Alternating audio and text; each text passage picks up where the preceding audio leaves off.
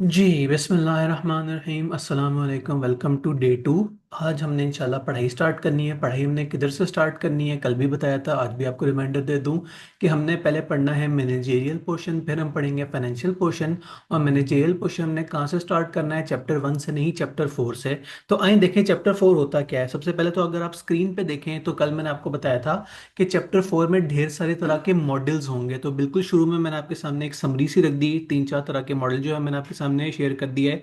अभी से जाहिर सी बात है, क्योंकि अभी आपने मॉडल्स पढ़े नहीं, तो ये डायग्राम्स वगैरह थोड़ा सा आपके सर के ऊपर से जारी होंगी। बिल्कुल भी परेशान नहीं होना। मकसद शुरू में इसको दिखाने का सिर्फ ये है कि आपको एक तो थोड़ा सा आइडिया हो जाए कि हमने किस किस किस्म की चीज़ें पढ़नी है इस चैप्टर में। और दूसरा है कि कल जब आपके पास ये स्लाइड्स होंगी, कल से मेरी मुराद है इन द फ्यूचर, जब आपके पास ये स्लाइड्स पहुंच जाएंगी तो कल को जब आप रिव्यू कर रहे होंगे, रिवीजन कर रहे होंगे, तब जो है वो आपको ये डायग्राम्स वगैरह बहुत आपकी हेल्प करेंगी। हम स्टार्ट करते हैं अपने आज के टारगेट से। अच्छा, टारगेट से मेरी क्या मुराद है? मैनेजेरियल पोर्शन में हम जो है वो खास तौर पे रिजल्ट से पहले हम इंतहाई जो है वो स्लो स्लो करके पढ़ेंगे। मेरा आज का टारगेट पढ़ाने का, यकीन माने, सिर्फ 2 पेज। सिर्फ 2 पेज। तो आपके माइंड में आ रहा होगा, अगर सिर्फ 2 पेज हमने पढ़ने हैं तो फिर तो हम शायद 10 मिनट में आज की क्लास से फ्री हो जाएं। तो yes, you are somewhat right. मैं कल भी देख रहा था जो सीएम एडीजी इंतजामिया ने सारी ओरिएंटेशन अपलोड की हैं। तो लेंथ वाइज अगर देखा जाए, किसी टीचर की ओरिएंटेशन 15 मिनट्स की थी, किसी की आधे घंटे की थी, और सबसे शॉर्ट किसकी थी? मेरी 27 मिनट्स की। उसकी मल्टीपल रीजंस हैं। एक तो ये कि कल मैंने जो है वो चैप्टर वाइज रोशनी नहीं डाली। मैंने ये नहीं बताया कि चैप्टर 1 में क्या होता है, 2 में क्या होता है, 3 में क्या होता है। उसका एक और रीज़न भी ये भी था कि मेरे स्टूडियो के आसपास जो है वो कुछ कंस्ट्रक्शन वगैरह चल रही है, जिसकी वजह से मुझे था कि इससे पहले कि दोबारा से शोर स्टार्ट हो, मैं इस ओरिएंटेशन को वाइंड अप करूं। आज भी यही नहीं आता है कि बहुत ज़्यादा जो है वो हमने, खैर एनीवे, तो हम इधर उधर की बातें करके टाइम वेस्ट कर रहे हैं। Let's focus on today's target. Overall chapter की अगर बात की जाए तो उसके अंदर जो है वो 5 यूनिट्स हैं, और हमने जो है वो पेज वाइज मैंने आपको पढ़ाना है। तो स्टार्ट करते हैं डे 1 से। वंस अगेन कोशिश ये होगी स्लाइड्स में कि इंग्लिश आप सबको आती है, तो इंस्टेड ऑफ कि मैं आपके सामने स्क्रीन पे जो है वो ढेर सारी इंग्लिश लिख दूं और आपसे कहूँ कि बेटा ऐसा करो, रीड करो, डायग्राम्स वगैरह के थ्रू जो है मैं आपको समझाने की कोशिश करूंगा। तो सबसे स्टार्ट करते हैं। सबसे पहले स्टार्ट करते हैं अंडरस्टैंडिंग मार्केट्स एंड इंडस्ट्रीज। हम क्या करना चाह रहे हैं? हम इस टाइम पढ़ रहे हैं BIA, बिजनेस इंसाइट एनालिसिस। तो जरा मुझे गौर फिक्र करके सोच के बताएं कि कोई एक नेक बंदा कोई नया बिजनेस स्टार्ट करने जा रहा होता है तो सबसे पहले उसके माइंड में क्या डिसीजन आना चाहिए? मैनेजरियल पोर्शन है, सोचने का, दिमाग लगाने का हमारे पास जो है वो ढेर सारा टाइम होगा। सुकून से मुझे सोच के बताएं, आपका दिल चाह रहा है कि आप बिजनेस करें, आप क्या सोचेंगे, क्या चीज आपके माइंड में होनी चाहिए? आपने कहा बजट, बिल्कुल ठीक है, budget is a valid consideration. और सोचें। कुछ चीजें जो है वो बंदे को पता होनी चाहिए, उसके बाद वो बिजनेस स्टार्ट कर सकता है। आपने कहा कंपेटिटर्स, बिल्कुल सही है, कंपेटिटर्स के ऊपर भी मुझे थोड़ी देर बाद बात करनी है। बाकी लोग भी, एक ही स्टूडेंट जो है वो बोले चले जा रहे हैं, मतलब डिमांड, यस। ये सारे फैक्टर जो आपके सामने में एक डायग्राम बनी है जिसमें 4 तरह के रिंग्स हैं, इन कहीं ना कहीं रिंग्स में बात जाके जो है वो फिट हो जाएगी।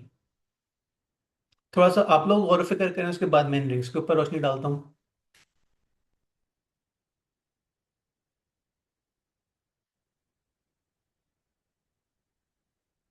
ठीक है, आप लोगों की जो है वो आपने काफी सोच लिया। अब बात करते हैं इस डायग्राम की। देखें आपके सामने एक डायग्राम बनी है, इसके अंदर 4 तरह के सर्कल्स हैं।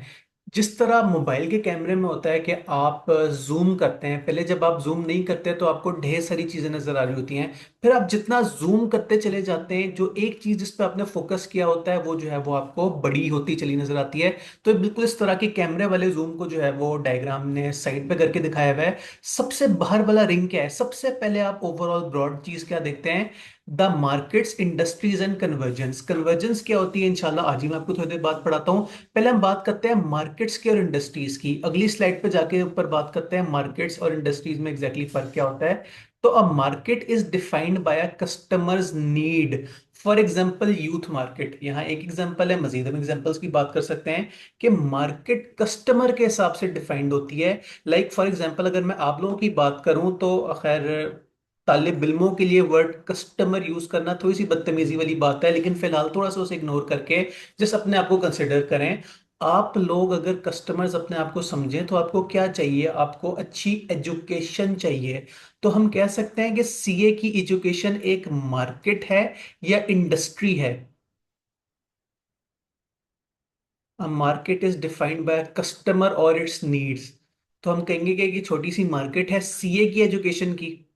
जरूरी नहीं है कि ये जो है वो उसके हिसाब से हो, फील्ड के हिसाब से हो। जैसे मैंने एक एग्जांपल आपको दी कि सीए की जो है वो एजुकेशन की हमने बात की। मार्केट्स ज्योग्राफिकल भी हो सकती है। ज्योग्राफिकल से मेरी क्या मुराद है, इलाका। हम ये कह सकते हैं कि ये लाहौर की मार्केट है, ये ओवरऑल पंजाब की मार्केट है, ये कराची की मार्केट है, या सिंध की मार्केट है। कुछ कुछ माइंड में तस्वीर बन रही है कि मार्केट से एग्जैक्टली हमारी मुराद क्या है। अगर हम डेली लाइफ की बात करें तो मार्केट से हमारी मुराद होती है वो जगह जहां से हम जाके लेस चिप्स ले सकते हैं, या जो है वो हम वहां से डबल रोटी ले सकते हैं, बोतल शोतल ले सकते हैं। लेकिन फिलहाल बीएई की जबान में मार्केट का मतलब है कस्टमर्स की नीड्स से रिलेटेड कोई एक जगह जहां सिमिलर चीजें मिलती हों। जी। क्या तमाम लोग पिक कर रहे हैं? अब तक हमने जो बात की, मार्केट क्या होती है, कोई परेशान तो नहीं बैठा? कोई नेक बंदा मुझे तीन चार तरह की मार्केट्स की एग्जांपल ही दे दे।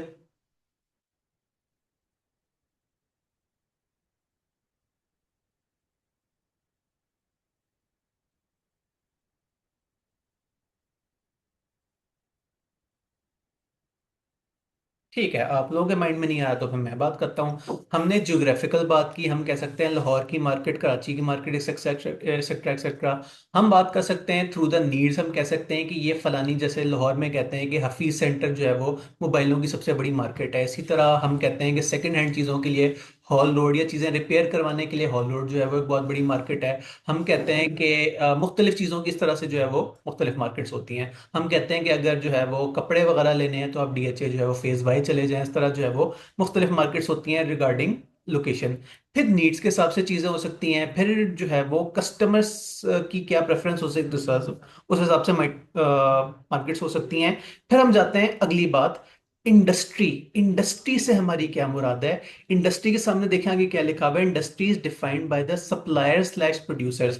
थोड़ी सी एग्जांपल चेंज करते हैं, कोई एक industry, let's talk about banking. हम कहते हैं बैंकिंग इंडस्ट्री, हम कहते हैं सीमेंट इंडस्ट्री, कंस्ट्रक्शन इंडस्ट्री, हम कहते हैं फूड एंड बेवरेजेस इंडस्ट्री। आपने कभी किसी बड़े से ये नहीं सुना होगा कि सीए कॉलेजेस भी एक इंडस्ट्री है? क्या ख्याल है? कभी सुना है सीए इंडस्ट्री या कॉलेज इंडस्ट्री? नहीं। क्या फर्क है? सीए की कॉलेजेस को हमने कहा कि दीज आर द मार्केट्स, जबकि इंडस्ट्री होती है defined by supplier slash producers. अब कोई इतने सारे 150 100 तरह के कॉलेजेस तो है नहीं कि हम मिलके जो है वो एक दूसरे को इंडस्ट्री कह सकें। तो हमने कहा कि एक छोटी सी मार्केट है जिसका है सी एजुकेशन। तो अच्छा, चले मैं अब आपसे एक और पहेली पूछता हूँ। सीए मार्केट से रिलेटेड कोई इंडस्ट्री आपके माइंड में आता हो? हिंट मैं आपको देता हूं, उस चीज के एंड पे वर्ड इंडस्ट्री जरूर आएगा। चलिए मैं आपको एक और हिंट देता हूं। मैं देखें, आपको हिंट्स मैं इसलिए दे रहा हूं ताकि आप लोग इंस्टेड ऑफ के मैं जो है वो कहानी सुनाता रहूं और आप सुनता रहें, थोड़ा थोड़ा आपका अपना दिमाग भी लगे। हिंट मैं आपको ये देता हूं कि रिसेंटली कुछ सीनियर ऑफिशियल, किसी गवर्नमेंट के एक ऑफिशियल ने कोई अनाउंसमेंट की थी, जो बाकी जो है वो बहुत सारी तरह के इदारों पे भी अप्लाई हुई और सीए के कॉलेजेस पे भी अप्लाई हुई। सोचें, कोई माइंड में आ रहा हो? हिंट मैंने आपको बहुत हैवी किस्म के दे दिए हैं। गवर्नमेंट ने कोई अनाउंसमेंट की है जिसका अफेक्ट सीए कॉलेजेस पे हुआ और बाकी स्कूल कॉलेजेस वगैरह पे भी हुआ। तो मैं क्या कह सकता हूं, उस चीज का इम्पैक्ट ओवरऑल किस पे हुआ, कौन सी इंडस्ट्री पे हुआ?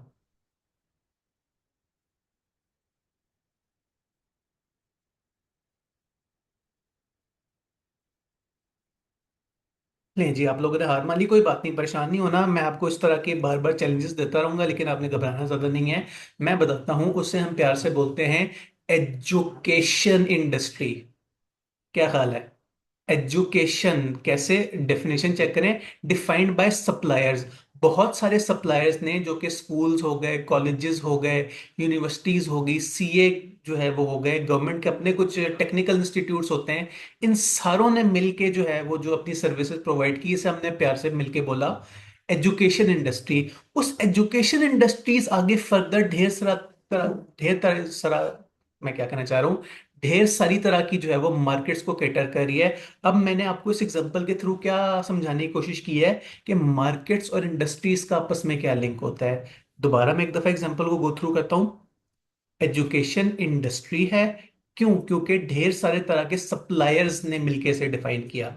इस सप्लायर्स में कौन कौन आता है? स्कूल्स, कॉलेजेस, यूनिवर्सिटीज, सीए के इदारे, टेक्निकल एजुकेशन के इदारे, और वो हर चीज, जैसे आप एजुकेशन, इवन ट्यूशन सेंटर वगैरह को भी हम कुछ हद तक वो जो है वो एजुकेशन इंडस्ट्री में कंसिडर कर सकते हैं। जब गवर्नमेंट बाकी सारा कुछ बंद करते हैं तो ये ट्यूशन सेंटर वगैरह भी जो है वो अक्सर बंद हो जाते होते हैं।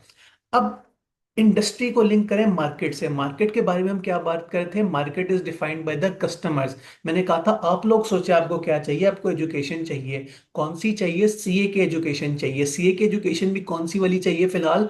कैफ लेवल की एजुकेशन चाहिए। तो हमने कहा कि एजुकेशन इंडस्ट्री में एक छोटी सी क्यूट सी मार्केट है जिसका नाम है सीए की कॉलेजेस की इंडस्ट्री। और उसमें भी अगर फर्दर जूम किया जाए तो हम कहेंगे सीए कॉलेजेस में कैफ की जो मार्केट है उसमें जो है वो 10-12 तरह के कॉलेजेस हैं जो कि आपको एजुकेशन प्रोवाइड कर रहे हैं।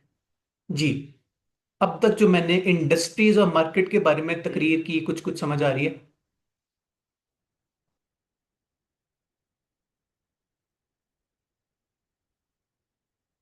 जबरदस्त।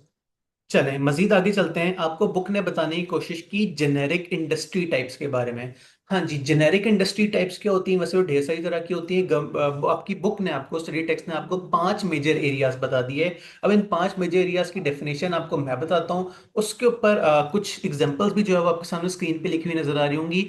अब हर टाइप ऑफ इंडस्ट्री की दो दो फर्दर एग्जांपल्स आप लोगों ने मुझे सोच के बतानी है। सबसे पहले हम बात करते हैं फ्रेगमेंटेड इंडस्ट्रीज। फ्रेगमेंटेड इंडस्ट्रीज कौन सी वाली इंडस्ट्रीज होती हैं? जो कि नाम से ही पता लग रहा है फ्रेगमेंटेड हैं, स्कैटर्ड हैं। आपस में जो है वो उनका बहुत ज्यादा लिंक या बहुत ज्यादा कनेक्शन नहीं होता। फॉर एग्जाम्पल आपके सामने स्क्रीन पे क्या आ रहा है?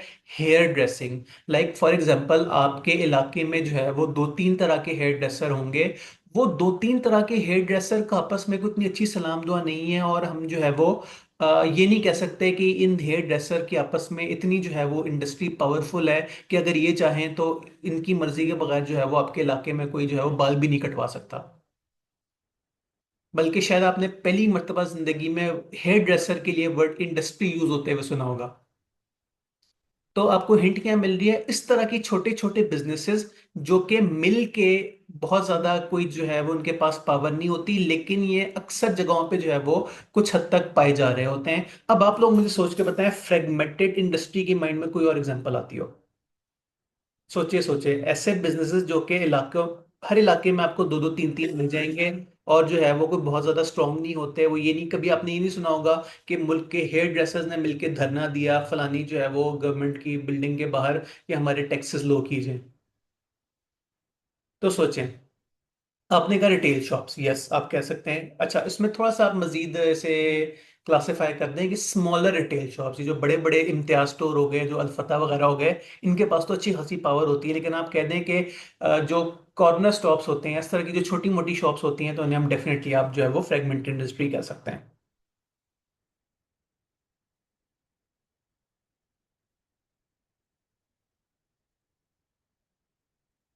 आपने कहा टेलर्स, यस बिल्कुल सही एग्जांपल है। टेलर्स भी ऐसा ही है कि हर इलाके में ढेर सारे होते हैं, लेकिन उनकी मिला के जो है वो इतनी पावर नहीं होती, और जो है वो इतनी बार्गेनिंग, हर बार्गेनिंग पावर क्या होती है वो इंशाल्लाह हमने कल पढ़ना है।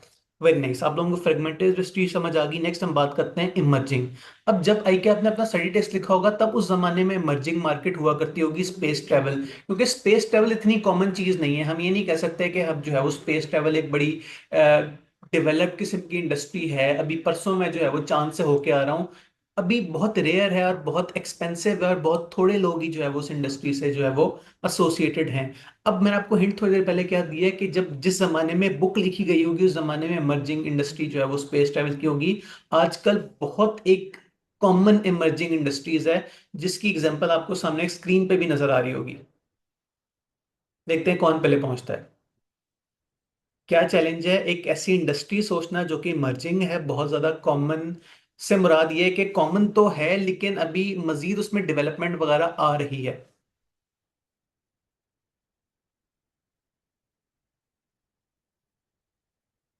और एक और हिंट ये है कि स्क्रीन पे आपको उसकी कोई जो है वो इम्प्लीमेंटेशन नजर आ रही होगी।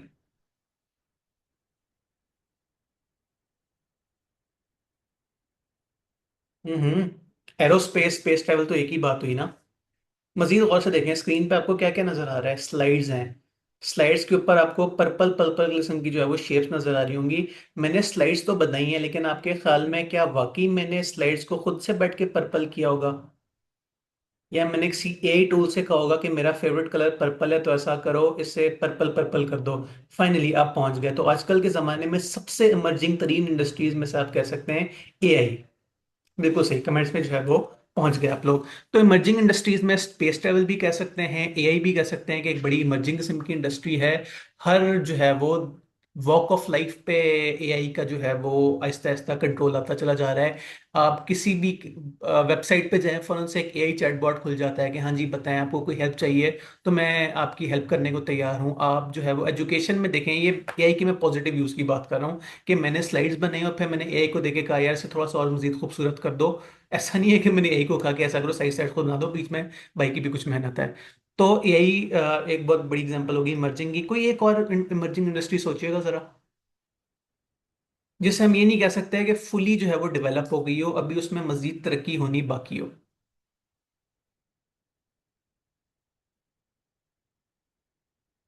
चलें, मैं आपको इसमें भी एक हिंट देता हूँ। जो आजकल आप नई स्कीम जो आई है उसमें उसके ऊपर एक नया सब्जेक्ट भी ऐड हुआ है, उसके मेजर टॉपिक्स रिलेटेड। अगर आप लोग साथ साथ कैफ 3 पढ़ रहे होंगे। डीएसआर बहुत करीब पहुंचे हैं, डीएसआर में एक बहुत बड़ा टॉपिक है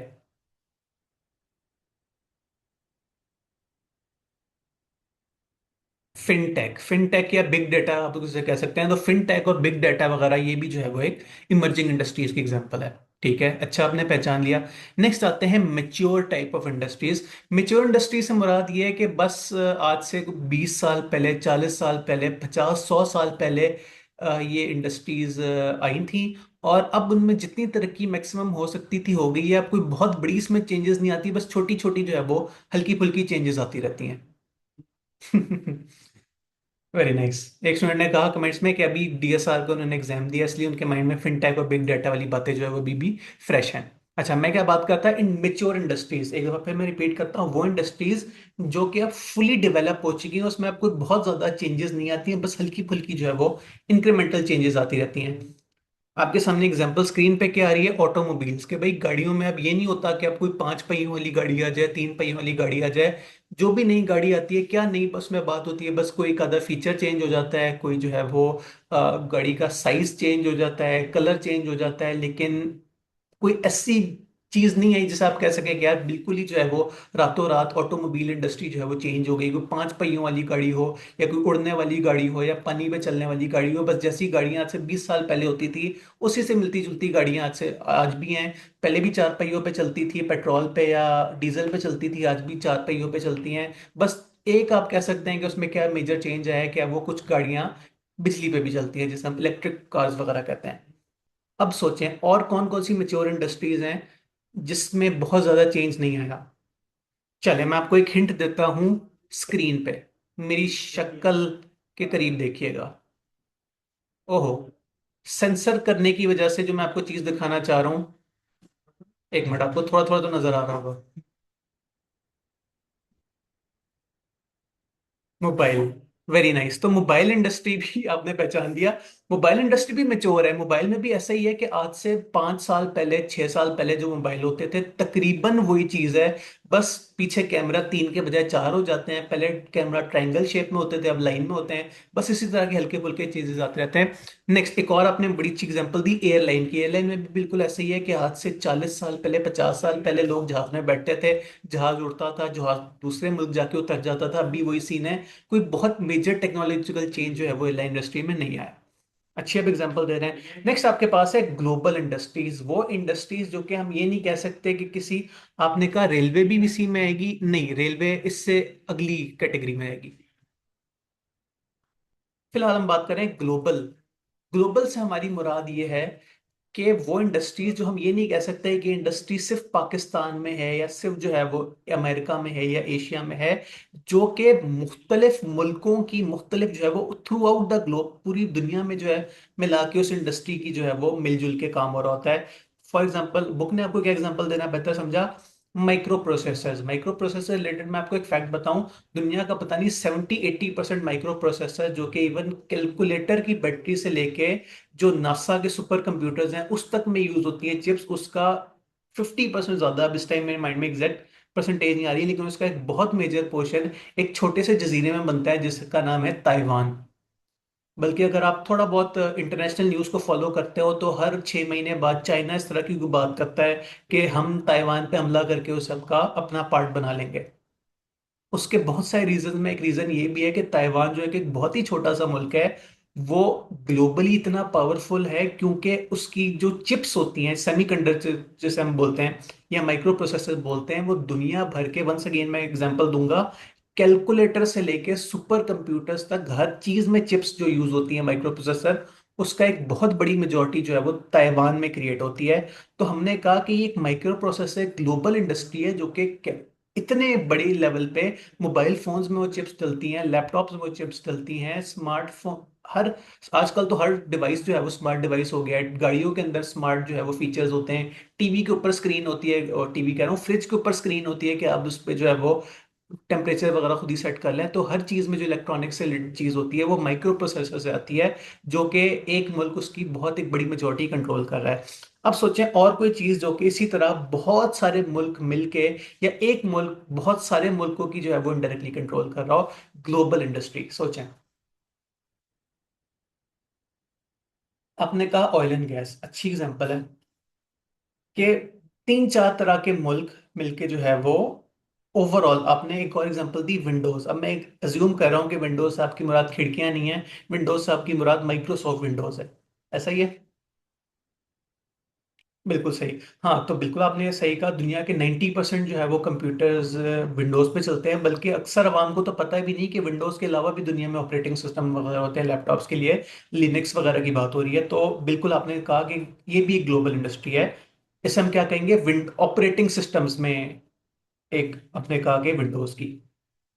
नेक्स्ट हम आखिर में बात करते हैं टाइप ऑफ इंडस्ट्रीज डिक्लाइनिंग, वो इंडस्ट्रीज जो कि बस अब आहिस्ता आहिस्ता जवाल की तरफ जा रही हैं, जो कि आहिस्ता आहिस्ता खत्म हो रही हैं। बुक ने आपको एग्जांपल दी कोल माइनिंग की, अभी थोड़ी देर पहले आपने एक एग्जांपल दी थी कमेंट्स में रेलवे की, कि रेलवे भी आहिस्ता आहिस्ता एटलीस्ट पाकिस्तान की हद तक जो है वो डिक्लाइन होती चली जा रही है। चलें, रेलवे की एग्जांपल तो आप लोगों ने पहले ही सोच ली थी, अब एक आधी एग्जांपल कोई और भी सोच लें आप।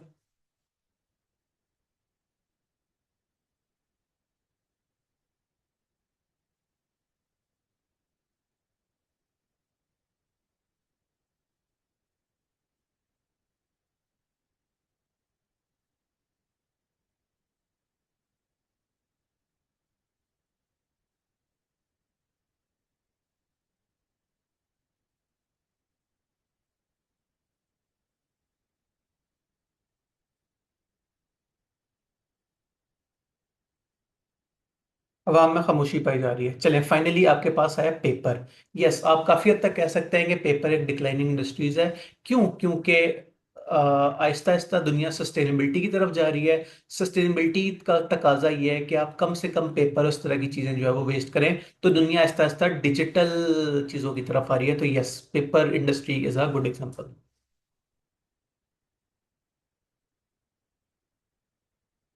जी, यहां तक क्लियर है टाइप ऑफ इंडस्ट्री में कोई परेशानी वाली बात?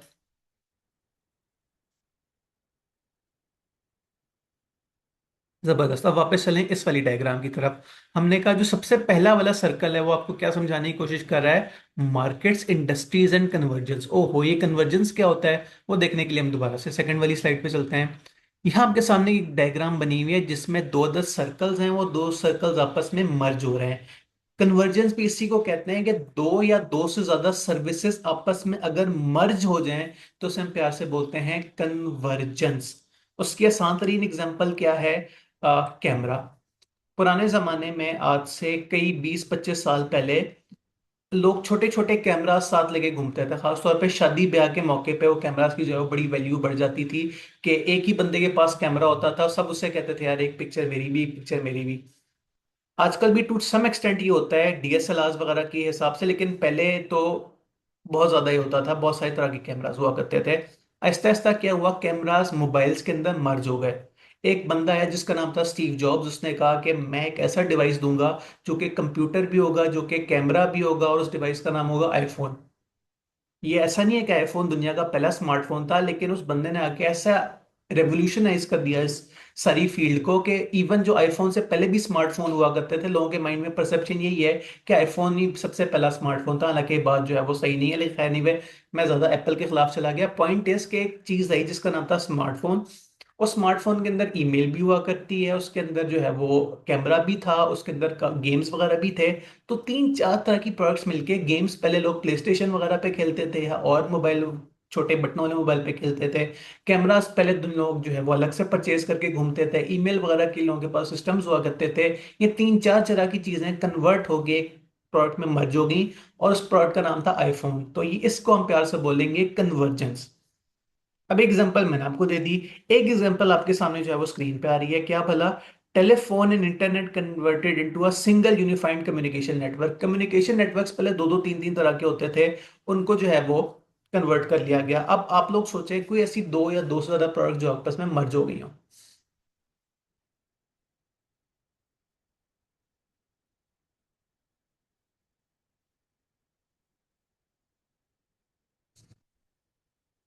एक एग्जांपल मैंने आपको आईफोन की दे दी, और बुक ने आपको एग्जांपल किसकी दे दी? टीवी ब्रॉडकास्टिंग वगैरह की। कि पहले आपको अखबार वगैरह पढ़ना पड़ता था या टीवी देखना पड़ता था न्यूज के लिए, अब सारा कुछ जो है वो आपको स्मार्टफोन पे मिल जाता है।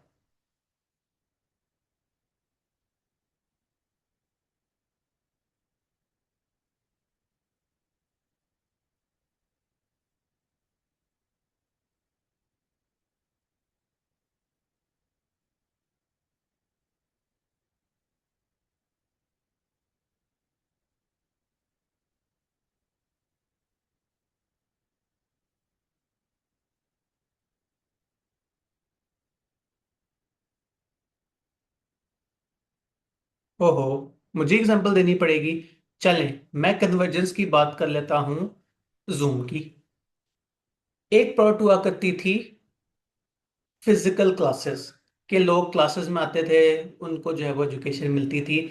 एक प्रोडक्ट थी जिसको पुराने जमाने में बोलते थे स्काइप, SKYP। स्काइप क्या होता था कि लोग जो है वो लैपटॉप्स के थ्रू या मोबाइल्स के थ्रू एक दूसरे से इंटरनेट पे कॉल्स वगैरह करते होते थे।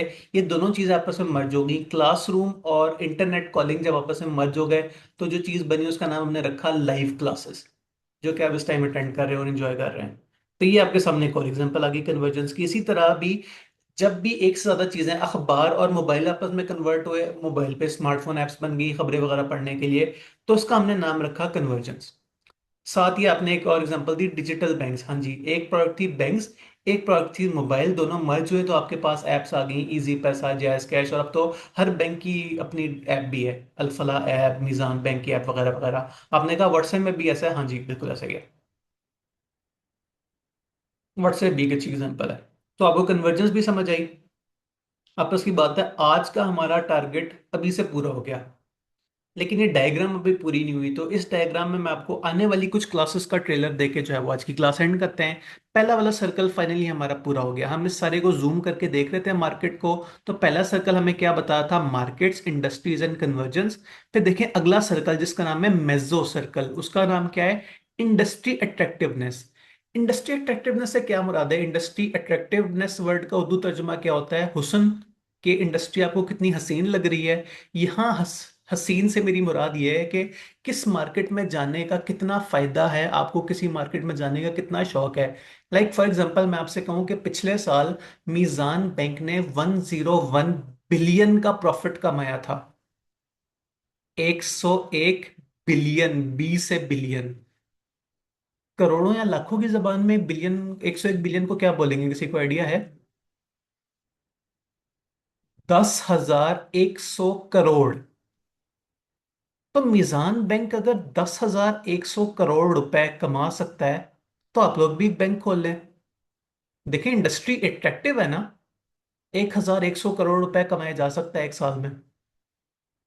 तो हर कोई अपना बैंक क्यों नहीं खोल लेता? कोई तो मसला होगा, वरना तो हर गली में बैंक होता। तो this is about industry attractiveness. अभी से हम उस पर बात नहीं कर रहे, लेकिन इंशाल्लाह कल की क्लास में हमने इंडस्ट्री अट्रैक्टिवनेस की बात करनी है। और सब ब्रैकेट में ये भी लिखा है कि हम इंडस्ट्री अट्रैक्टिवनेस किस तरह से पढ़ेंगे, हम using Porter's five forces. Porter एक साहब हुआ करते थे, उन्होंने एक मॉडल पेश किया था, हम कल उसके ऊपर गौर व फिक्र करेंगे।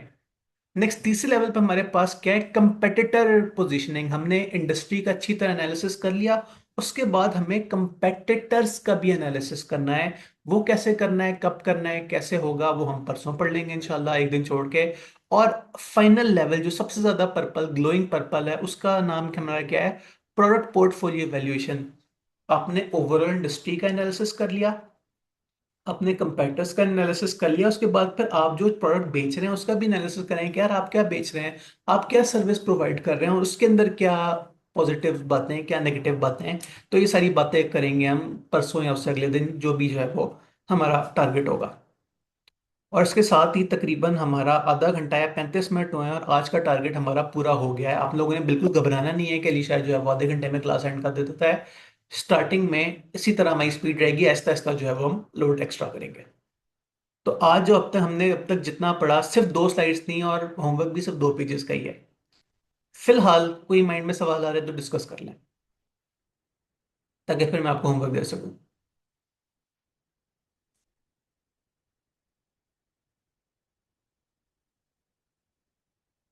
आपने कहा ऑल क्लियर, चलें फिर होमवर्क की बात करते हैं। होमवर्क आपका बहुत ही सिंपल सा है।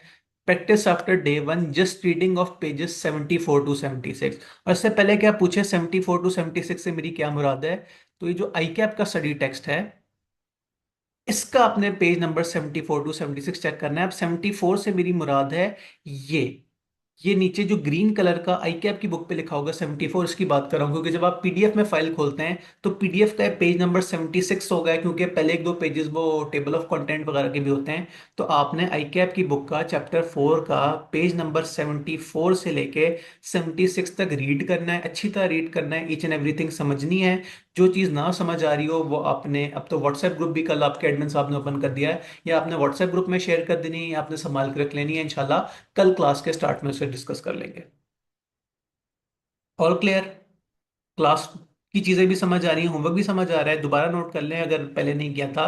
Page 74 to 76।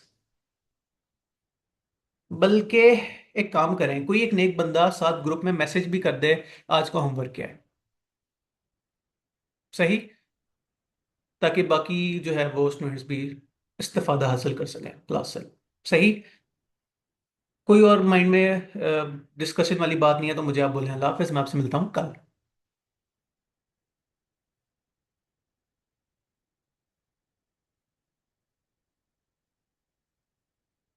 Thank you so much for coming. अल्लाह हाफिज़, सी यू टुमारो।